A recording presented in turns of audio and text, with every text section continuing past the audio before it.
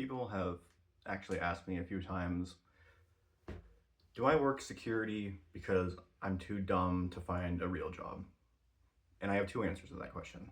The first one being, that's a really crazy thing to ask someone. Number two is yes. So, being a security guard, I actually really love.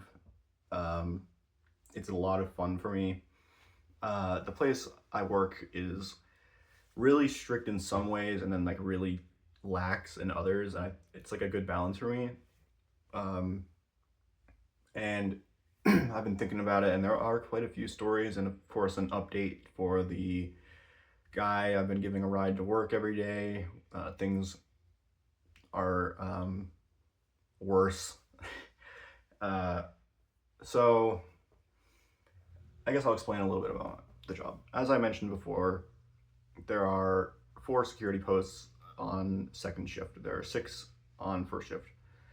Um, I only know three of four because people keep. I've been working here for so long, like absurdly long, and I can't get on security post four because people keep quitting and like they need me to be at other posts because people keep quitting, so I can't be at another post training there, uh, which sucks because I would get a pay raise if I did, and I would like that.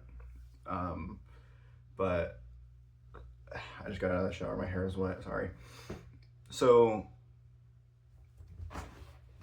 a lot of things have happened in my time here. Primarily, what I do is just let people through a gate. Um, there are other times where we have to like check the cargo of things and like the weights of vehicles. We have like a ginormous scale and things like that. Like if you're ever driving on a highway and you see like one of those truck weigh stations like that, we have. But a lot of them are like long haul truck drivers, which are some of the hardest workers in this country, I think, and also some of the most gruff and like social starved people. I've made friends with a lot of them, um, and they're all good guys mostly. Uh, you may notice that I'm not a woman, and therefore I don't get um, flirted with. We're gonna put flirted with in quotes here because yeah. So that's part of why I think I fit in with that crowd. Uh, Most of the female guards we have hate all of them, and I don't blame them. I think it's absolutely abhorrent the things that I've heard them say about my female coworkers to my face, and like what they must experience to their own face is undoubtedly worse. Um, but a lot of the day shift drivers are very kind, well-rounded people. Um, I even played a game of chess with one at one point, which was nice. Anyway, so I think the most unhinged thing that has happened at my job site is that we have like a 90-foot um, like smokestack, and a guy climbed it to jump off of it. I'm laughing because it didn't happen. He didn't do it, so it's okay. Okay, it's not. But he was also incredibly high on something else, and um, that was a ginormous deal because, for the most part, if you let someone walk or drive through your gate that's not supposed to be there, you pretty much just get terminated instantly, unless you have a pretty damn good reason why you let that happen. Um, and yeah, this person managed to go all the way through, climb a smokestack, and then got severe like steam burns to his hands. which he did not feel any of because he was so high. And yeah, he was captured by the police. That was undoubtedly, this didn't happen on my shift, or on my post, I mean. So I didn't see all of this besides like hearing the radio chatter, which was chaotic. He's, well, I don't know if he's okay now. He was okay after that situation. Whatever he did after, I don't know. But yeah, that person I believe was let go, which sucks because I think it's really hard sometimes because I know the post they were at and the window is like tiny window. So you have to, like, it's not like Five Nights at Freddy's where you just have a bunch of screens. You have like 4 screens and they're pretty much stuff that you can already see out your window. So he stood in a blind spot for a while that would be seen through the window, but the window is just so small, and I think it's kind of absurd if we're there to be security. We kind of have to see whatever. That situation was crazy. A lot of this other stuff is a lot more tame. I mean, like one time one of the long haul truck drivers did just smash a window with his fist, which is also crazy because I'm pretty sure all the glass in my facility needs to be bomb proof. So it must not have been. It must have been like plexiglass or something because there's just no way. But yeah, that happened. That person is still working there, and I see him sometimes, and he tells me about that story every time. And I asked like the head of security if that's true, and he said yes. I don't know why he's still allowed to be there, but whatever. Now, for personally, okay, so there are just security officers, which I'm one of, and then there's 3 security sergeants who are like our handlers, our little wranglers that keep us in line. And then above that, there's a lady who is like payroll and stuff like that. And then on top of her is a guy, he's like, I can't remember, I think they call him just like captain basically, and then the head of security. So I know the captain very well, and I know all of the sergeants very well, just from working there for so long. And you know, they stop on and we chat for hours and text back and forth and stuff. So it's more than a work relationship at this point, where we've done things outside of work and things like that. So usually I get the scoop from them, which is how I know a lot of this stuff. Also just from radio chatter, because that's one of the things that's very strict, which is strange. The radio system, you're supposed to keep it as clear as possible. Like, the only time you should ever use it is if you need help, or if like you're explaining something to the sergeant that you have to call right away. Like, you can't wait for a phone call. Like, hey, someone just ran through my gate. Like, can you get here ASAP? Like, pretty much like that. So you're not allowed to fool around with the radio. Another thing is the gates, which you open and close. Obviously, the entire point of our job is to keep them closed. I thought that would be like simple, but I guess not. So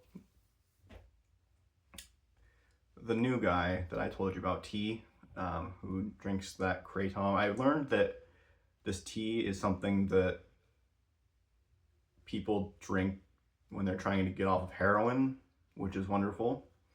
I was training him yesterday, so I drove him in. He's still not even wearing a uniform for some reason. I don't know why he's allowed to do that. People were making a big deal about it at first because he just looks like some dude walking around with no badge or uniform or anything. And it's strange. But anyway, I bring him in, and there was a girl on post that I was talking to. She's the person I'm relieving. So like, you can't leave unless the person shows up. So we always have to pass each other. And for some reason, she talked to me for like 2 hours that day. I don't know why anyone would stay at work for 2 extra hours to chat. I don't know why, but I mean, it was nice to help the time go fast. And someone came in and needed a like hazmat mask, and I didn't realize that you have to like assemble those. So like the hazmat like face part is just like this round and flat like board almost, like plexiglass. And I picked it up and I was like, "Is this what you're talking about?" And then I like went like this, and it went, you know, when you like rattle like a, what are those called? Like those thunder sheets. You know, it's hard. I can't. Whatever. It made a funny sound, and the girl found that so funny for some reason. It wasn't really that funny. I was just trying to like be silly, but she was like laughing hysterically. And T is in the main seat because he's pretty much ready to run the post. Besides, he refuses to touch the radio or the phone for some reason, which is annoying because then I have to do it. Whatever. And I handed the person the thing, and she's laughing and laughing, and T is up there, and he just like slams his fist down, and he just storms out, which that's considered abandonment of post, but I didn't say anything because like, I'm not going to be a snitch, and I can run the post while I'm there, so I don't need him to be there, so it's not like he just like left. So he goes out and he smashes the door open, and it made a really loud noise, and he was out there for a while. Eventually the girl left and he came back in, and I don't know, I thought he got bad news on his phone or something like that. Went through the day, very normal. Though, yeah, he refused to touch phone and radio, whatever. So, at night, a few things happened. We got a shipment of paper that we needed, and we have scissors on the post to open the paper. That's what it's there for. But I guess he wasn't having that. So, like 11 o'clock, it's like pitch black. There's no lights on because we need to see out the windows.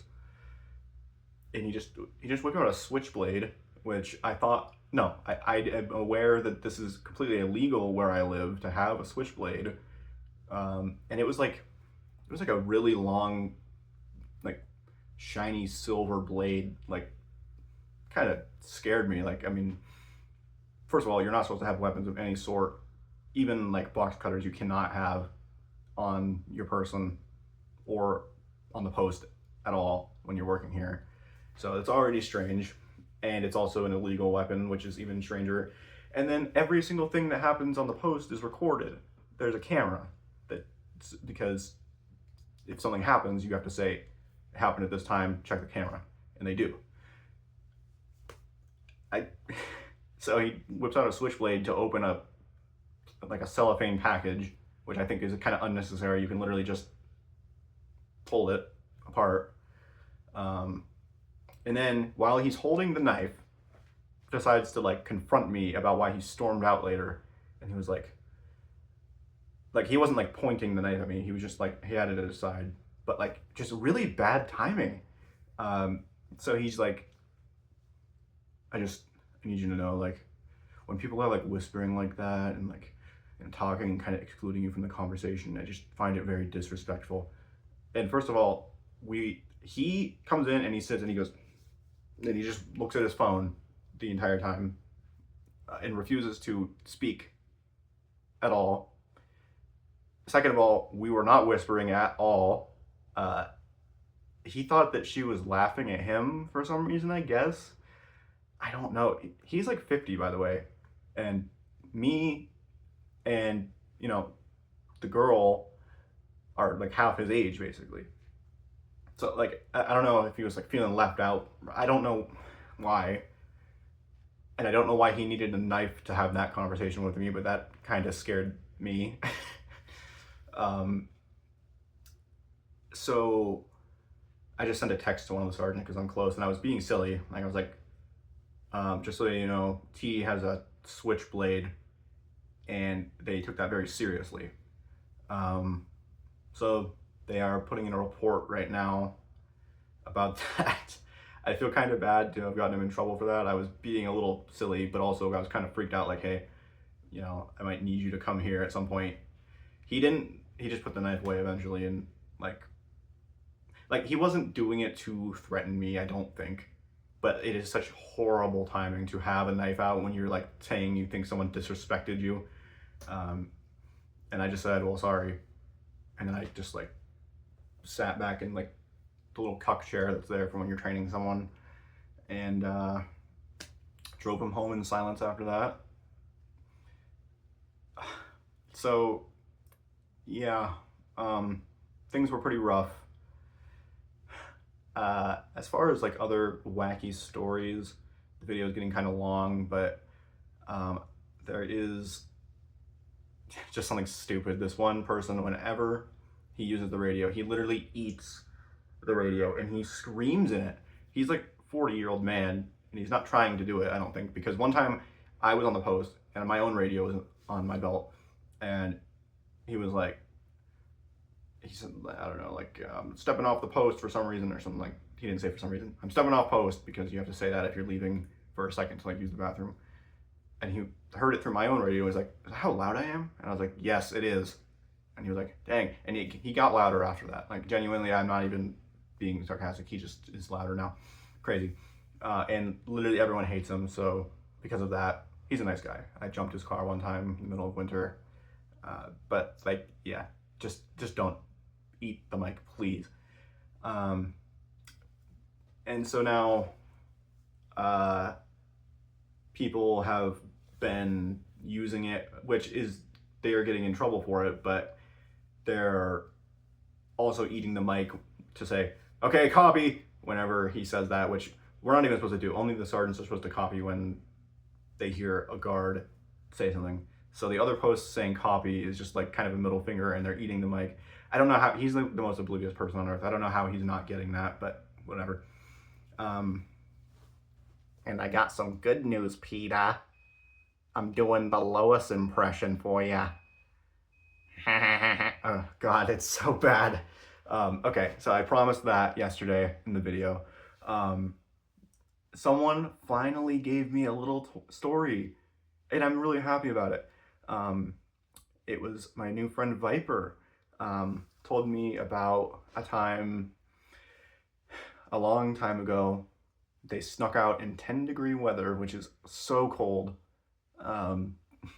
with their Walkman, which is a piece of technology I've not heard of in very, very long, which is a blast from the past. Kind of made me smile to hear that.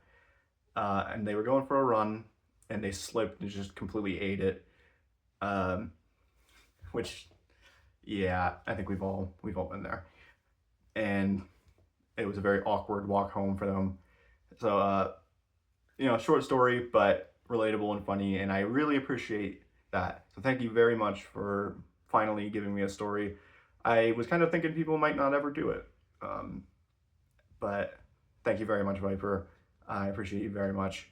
As far as everybody else goes, you can follow my Instagram, you can subscribe here, you can email me if you need something for some reason, don't know. But if you'd like to do that, I would be really, really happy to hear from you. And as far as this video goes, it's over now. Bye.